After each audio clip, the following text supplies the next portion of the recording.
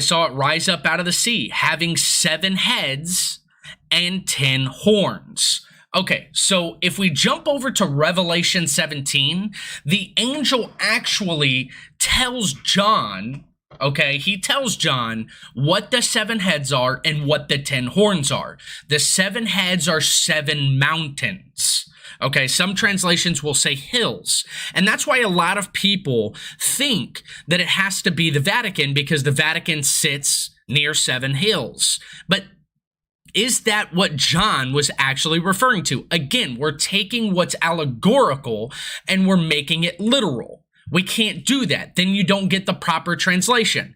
So there are many times in Scripture where God says the word mountain. King David mentions mountain in Psalms, and in Proverbs there are mentions of mountains, and in the prophets, mountains. Now, sometimes they are actually referring to literal mountains, but there are times where it's allegorical, okay? He says that the 7 heads are 7 mountains, but the 10 horns are 10 kings. Well, kings don't rule mountains, they rule kingdoms.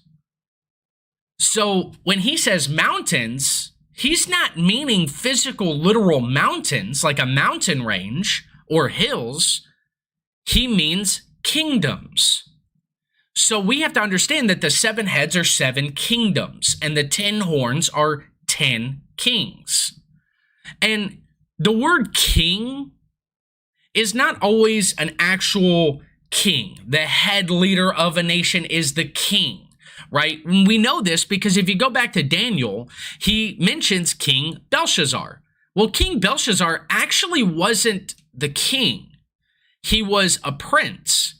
So king can just mean anybody that's a leader within that government system, right?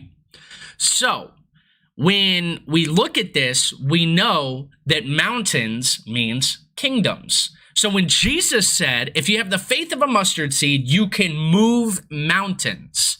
Well, he wasn't actually talking about literal mountains.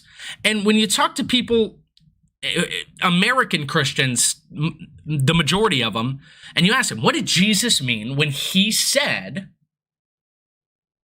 if you have the faith of a mustard seed, you can move mountains? And everybody will tell you, oh, it's my credit card debt, it's my problems in my marriage, it's my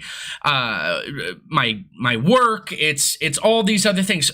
That is a generalization, and generalizations were not something that Jesus typically did. When Jesus was talking about something, he was talking about something specific, right?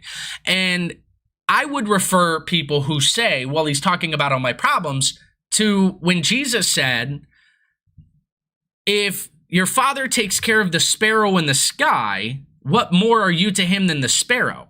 That's when he's referring to all of your problems. He's not referring to your problems in that statement.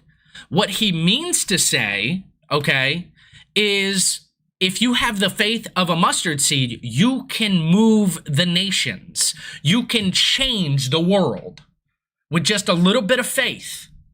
That's what he's meaning.